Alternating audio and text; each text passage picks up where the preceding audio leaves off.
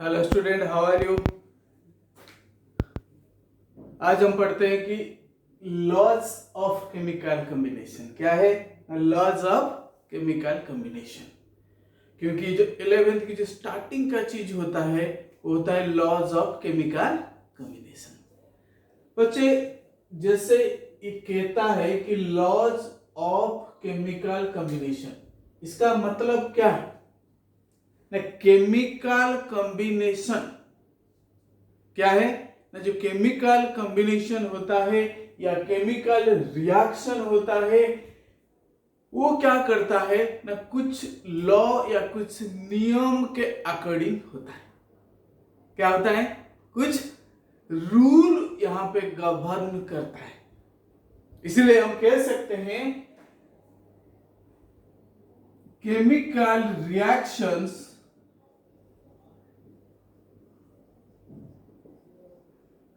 takes place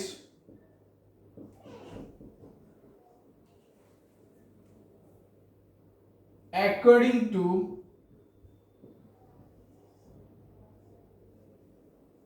certain laws। क्या है, chemical reaction जो होता है कुछ लॉज उसको गवर्न करता है, कुछ रूल उसको कंट्रोल करता है। समझ आ रहे क्या है ना, केमिकल कॉम्बिनेशन, या वी कैन से दैट, हम ये कह सकते हैं कि केमिकल रिएक्शन जो होता है वो सर्टेन रूल या लॉज के अकॉर्डिंग होता है। समझ पा रहे। अब सोचिए कि कोई भी चीज हम करते हैं, कोई भी चीज हम करते हैं वो क्या होता है, कुछ ना कुछ उसमें रूल इन्वॉल्व होता है, कुछ ना कुछ लॉज उसमें इन्वॉल्व होता है। उसी तरह यहां पे हम देखते हैं कि जो केमिकल कॉम्बिनेशन होता है it takes place according to certain laws, but the atoms are combined according to certain laws.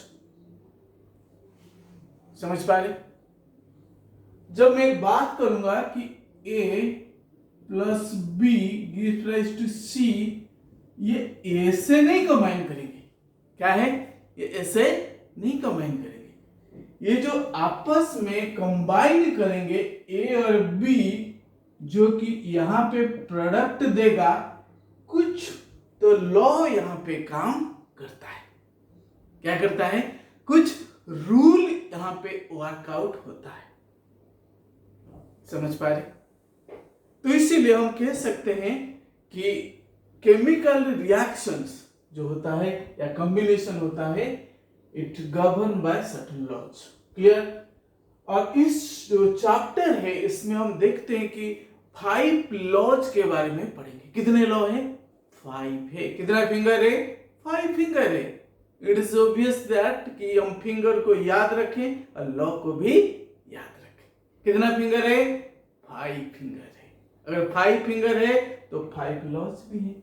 देखिए कौन कौन सी लॉज इसमें आता है ना। पहला है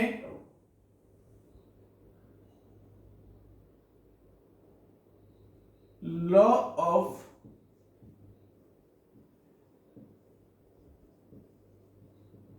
conservation of mass, law of conservation of mass. Second जो होता है लॉ ऑफ कांस्टेंट और डेफिनाइट प्रोपोर्शन।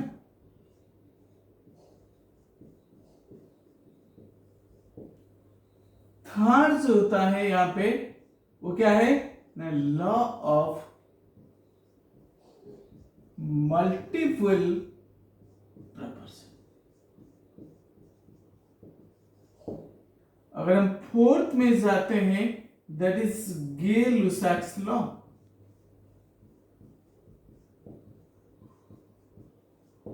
और जो फिफ्थ होता है दैट इज एवोगाड्रोस लॉ। आपको समझ आया, कितना फिंगर है, 5 फिंगर है। कितनी लॉ है? 5 लॉ है। अगर मैं इसको शॉर्टकट में याद करने का आपको मैं एक तरीका बताता हूं, है कि नहीं, कैसे हम शॉर्टकट में इनकी नेम याद कर सकते हैं। सी डी एम जी ए क्या है? 5 लेटर से आप लॉ के नाम आप याद रख सकते हो। कितना आसान तरीका है, क्या नहीं? C conservation of, D definite, M multiple, G Gay Lussac है, और ए अवोगाद्रोस लॉ। क्या है? ए मतलब अवोगाद्रोस लॉ। समझ आया? तो इसीलिए हम देखते हैं कि 5 फिंगर से हम रिप्रेजेंट कर सकते हैं कि 5 लॉ को। उसको याद रखने का तरीका मैंने बताया, वो क्या होता है बच्चों? न CDMG क्या है? वेरी इजी, 5 लेटर और 5 लॉ को रिप्रेजेंट करता है। Law of conservation of mass, law of constant और डेफिनेट में सी दोबारा इसलिए नहीं लिखा कि ये भी सी आएगा, इसलिए मैं डी कर दिया, CDMGA, CDMGA। आइए हम देखते हैं कि लॉ ऑफ कांस्टेंट और डेफिनेट प्रोपोर्शन थर्ड में जब आएंगे, that is law of multiple proportion. Fourth में जब आएंगे, दैट इज गेलो-सैक्स लॉ, और फिफ्थ में आएंगे अवोगाद्रोस लॉ। समझ आ रही? सो बच्चों, जब स्टार्टिंग में हम जाते हैं कि, है कि नहीं, CBSE वाले जो स्कूल वाले क्या करते हैं?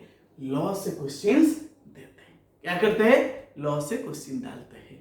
तो कैसे क्वेश्चन आता है? अब सवाल आता है कि सर बताइए अब कैसे क्वेश्चन आता है, हम कैसे समझ आएगा कि एग्जाम में किस टाइप की क्वेश्चंस आएंगे?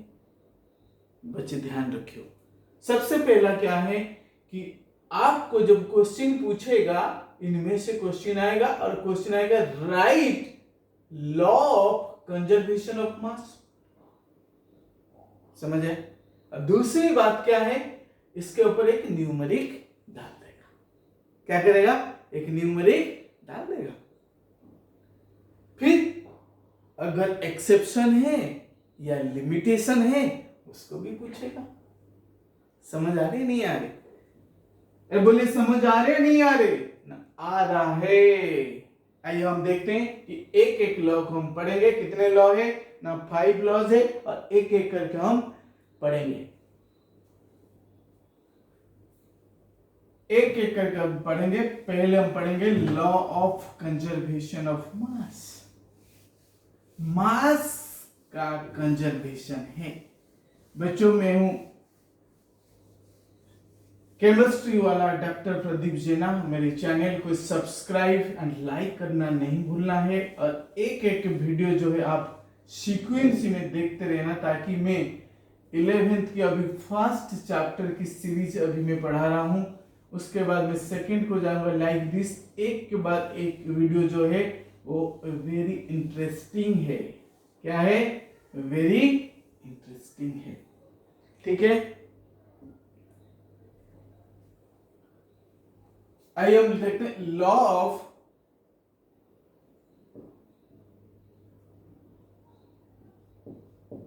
कंजर्वेशन ऑफ मास।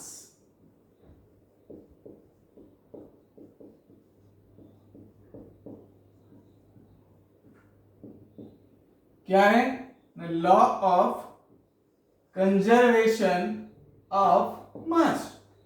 बच्चे, मास तो आपको पता होगा, वेट या मास, जो कि आप छोटे क्लास में पढ़ते हो कि वेट और मास में थोड़ा बहुत क्या है ना, डिफरेंस है। लेकिन उस चीज को हम अभी डिस्कशन नहीं कर रहे हैं। हम क्या कर रहे हैं ना, हम कर रहे हैं कि लॉ को पढ़ेंगे। क्या कहता है लॉ? ठीक है, कंजर्वेशन वर्ड का मतलब क्या है ना, आपको समझ आता होगा।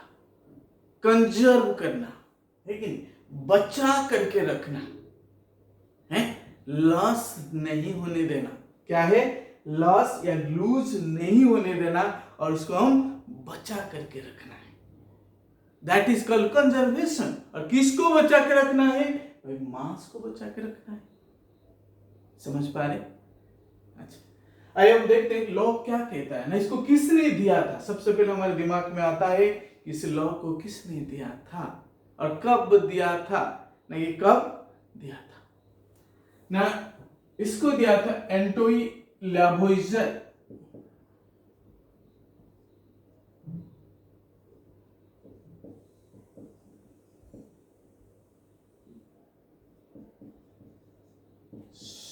सेवेंटीन 89 कब दिया था?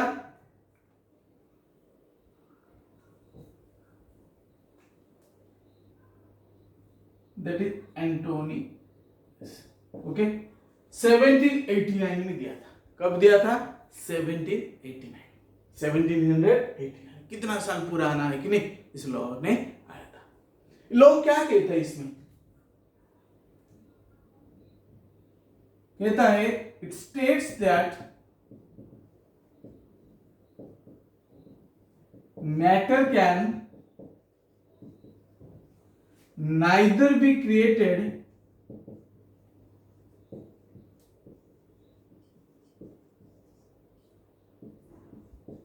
nor be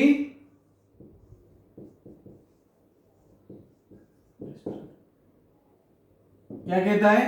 states that matter can neither be created nor be destroyed। इसका मतलब क्या है? एक मैटर को हम क्रिएट नहीं कर सकते ना हम डिस्ट्रॉय कर सकते हैं। वो भी ऐसी बात है, मजाक की बात है कि जब हम बना नहीं सकता हूं तो तोड़ कैसे सकता है कि नहीं? जब बनाओगी तभी तो तोड़ोगी, है? जब बनाओगी तभी तो तोड़ोगी या इसको नष्ट करोगी। लेकिन यहाँ पे लॉ वही सच बात कह रहा है। क्या कह रहा है? कि मैटर जो है क्या नाइदर बी क्रिएटेड, इसको हम बना नहीं सकते न इसको डिस्ट्रॉय भी नहीं कर सकते। एक और डेफिनेशन मैं आपको दूंगा जरूर, जो केमिस्ट्री पॉइंट ऑफ व्यू से, वो क्या है ना, mass of reactants, sum of the mass of reactants आप लिख सकते हो, sum of mass of reactants is equal to sum of mass of what? Products. Very clear. Right? It is very clear. ना रिएक्टेंट्स का मास जो है वो product के साथ क्या होगा? इक्वल होता है हमेशा। कैसे? According to law of conservation of mass. According to law of conservation of mass, या total mass of the reactants, sum of the mass of reactants is equal to total mass of the product। जितना reactant की मास होगा उतना ही product की मास होगा। अगर हम देखते हैं कि एग्जाम्पल अभी करके देखते हैं, वो कहता है कि 4.9 gram of 4.9 gram of KClO3 is heated to give what? क्या देगा ना? It gives KCl plus O2। It gives KCl, क्या होता है? O2। समझ आया? KClO3 को मैंने हीट किया,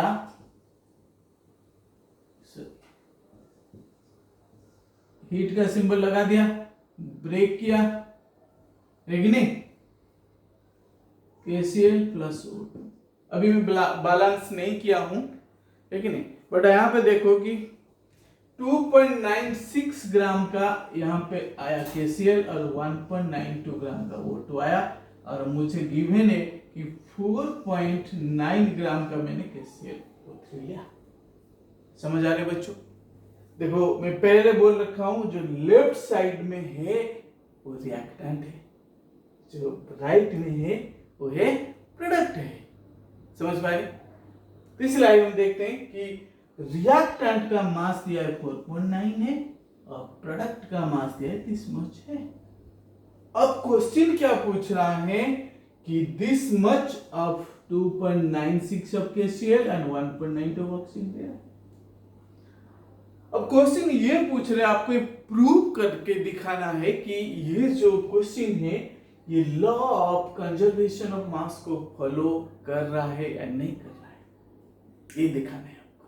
क्या करना है, आपको ये प्रूव करना है कि दिस क्वेश्चन या this reaction will follow the law of conservation of मास और नॉट। ये इसको क्या करता है, मान रहा है या नहीं मान रहा है। आइए हम देखते हैं ना। हमें mass of reactant, total mass of reactant कितना है 4.9 है। प्रोडक्ट का हमने अलग अलग दिया, इसको ऐड कर दे कितना होगा ना, कितना होगा ना 8 और 4, सो ऑलमोस्ट इक्वल 4.9 है और 4.8 है। जो sum of the mass of the reactant became equal to mass of product. Sum हुआ है नहीं हुआ बच्चे बताओ, हुआ है। कितना फर्क है, हल्का सा फर्क है। तो वी कैन से दैट, अब हम कह सकते हैं कि भाई ये इक्वेशन क्या करता है, लॉ ऑफ कंजर्वेशन ऑफ मास को फॉलो कर रहा है। समझ आया? सो आई थिंक दैट सबको समझ आया। हम नेक्स्ट एक क्वेश्चन को जाएंगे, कैसे और एक क्वेश्चन करेंगे कि कैसे ये फॉलो करता है। एक और क्वेश्चन इसमें करेंगे अभी। बच्चे बिल्कुल क्या है ना, अपने आप को क्या करना है, छोटा नहीं समझना है कि नहीं। क्या करना है, जब 11th में बच्चा आता है जैसे लगता है कि भाई इसमें पहाड़ आ गया, मैंने पहले बता रखा हूं है कि नहीं। केमिस्ट्री पहाड़ की तरह लगता है, कैसे होगा, कैसे सॉल्व करेंगे, कितना बड़ा सिलेबस है, बहुत सारे सवाल है कि नहीं। मोटे मोटे बुक से उसको देख करके कि नहीं, एनसीईआरटी जब खोलता है फिर बच्चा लाइन बाय लाइन पढ़ने की कोशिश करता है एकदम, है कि नहीं। लेकिन पता लगता है कुछ पल्ले नहीं पड़ रहा है। तो इसलिए बच्चों आपको इधर उधर भागने की कोई जरूरत नहीं है। आप सिर्फ केमिस्ट्री वाला डॉक्टर प्रदीप जेना की यूट्यूब चैनल देखिए, और इसमें मैं आपके लिए असाइनमेंट्स भी लोड करूंगा ताकि आप ज्यादा से ज्यादा आप क्वेश्चन सॉल्व करें। जो डाउट है मुझे कमेंट सेक्शन में लिख के भेजिए। बच्चे आइए हम एक सेकेंड क्वेश्चन की तरफ जाते। सेम वही लॉ ऑफ कंजर्वेशन ऑफ मास का सेकेंड क्वेश्चन है। वो कहता है व्हाट मास ऑफ, ध्यान से देखिए क्वेश्चन में लिख रहा हूं, what mass of AgNO3 will react but किसके साथ, with 5.85 gram of, with 5.85 gram of NaCl to produce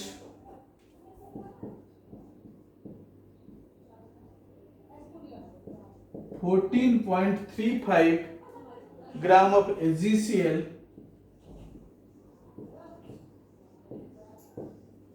and 8.5 gram of NaNO3।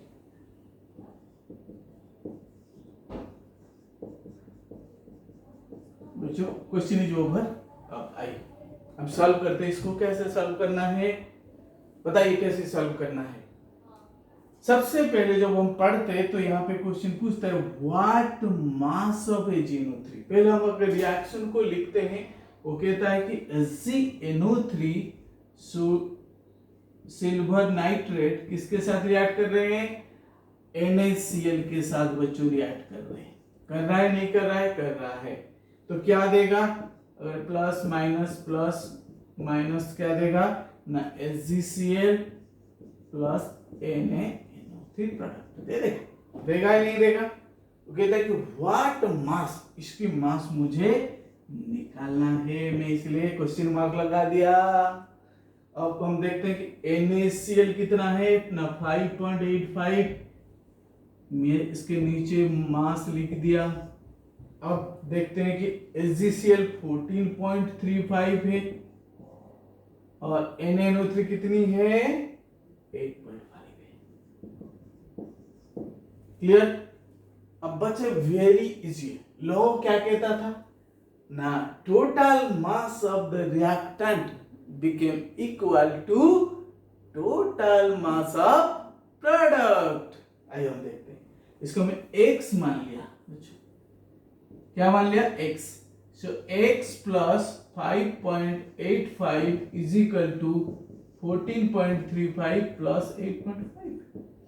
अब x कितनी होगी, इसको ऐड कर दो, कितनी होगी बच्चों बताओ फटाफट ना। ये हो जाएगा 5 है, 5 3 8 है, ये हो जाएगा 22 माइनस ये इधर जाएगा तो सब्सट्रैक्ट हो जाएगा 5.85 है, तो कितना हो जाएगा, तो ये तो हो जाएगा 0.85 और रहेगा 70। क्लियर। तो इसका मास हो गया 70। कितना आसान है, कितना easy. It is very easy बच्चे, आपको डरना नहीं है, लेकिन डरना नहीं है, आपको होप लूज नहीं करना है, क्योंकि कितना आसान तरीका से मैं एक एक चीज समझा रहा हूं, तो आपको पूरी तरह से मैं विश्वास करता हूं कि समझ आ रहा होगा। एक और क्वेश्चन की तरफ हम जाएंगे इस समय, कि मैं चाहता हूं कि ज्यादा ज्यादा जब हम क्वेश्चन करते हैं तो बच्चों को क्या होता है, समझ आ जाता है। क्या होता है, समझ आ जाता है। सो बच्चे जरूर मेरे जो चैनल है केमिस्ट्री वाला डॉक्टर प्रदीप जैना, उसको आप हंस हंस करके सब्सक्राइब कीजिए और ज्यादा से ज्यादा लाइक एंड शेयर कीजिए, ताकि ये इंडिया की हर बच्चों के पास ये चैनल का नाम आ जाए। हर बच्चों के पास, जिसके पास ट्यूशन की कोई सुविधा नहीं है, जिसके पास फाइनेंशियली प्रॉब्लम है, वहां तक ये जो चैनल को आप लेकर के जाना है। अगर आप किसी को मदद नहीं कर सकते हैं फाइनेंशियली, या पेन दे करके या कपड़े दे करके, आप एक काम कर सकते हैं, इस चैनल का जो लिंक है आप दूसरे बच्चों को दे सकते हो। है उसके लिए क्या पैसा चाहिए, नहीं चाहिए, लेकिन आपका है कि नहीं, गॉड इज सीइंग एवरीथिंग, है कि नहीं। गॉड क्या करता है, हम अगर छोटा सा काम भी करते हैं, God is watching our work. सही बोल रहा हूं या गलत, मैं सही बोल रहा हूं। आइए हम एक और क्वेश्चन को हम सॉल्व करेंगे। क्वेश्चन नंबर 3 हम जाएंगे। अब इसमें क्या कहता है, वो कहता है कि if 6.3 gram of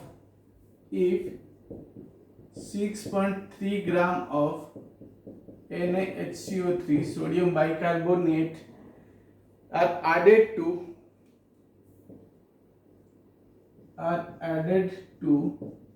what, now 15 gram of CH3COOH acid, तो फिर क्या हुआ, ऐड करने के बाद the residue is found to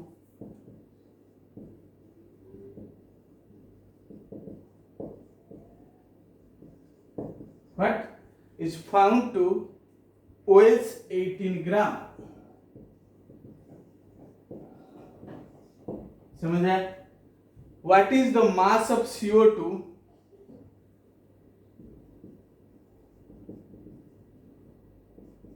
what is the CO2 released in this reaction। समझ आ रहा है बच्चों।